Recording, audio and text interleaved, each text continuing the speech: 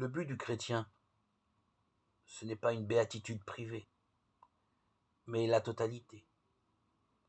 Il croit en Jésus-Christ, et pour cette raison, il croit à l'avenir du monde.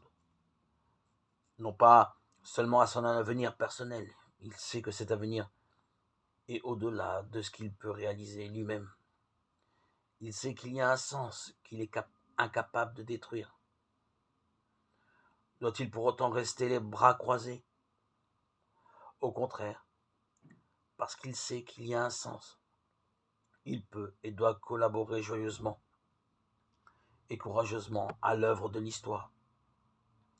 Même si, de son point de vue limité, il a le sentiment que tout cela reste un travail et que l'on ne fait pas autre chose que pousser le rocher de la destinée humaine vers le haut, toujours à nouveau de génération en génération, pour le voir de même glisser toujours à nouveau vers le bas et réduire à néant tous les efforts antérieurs.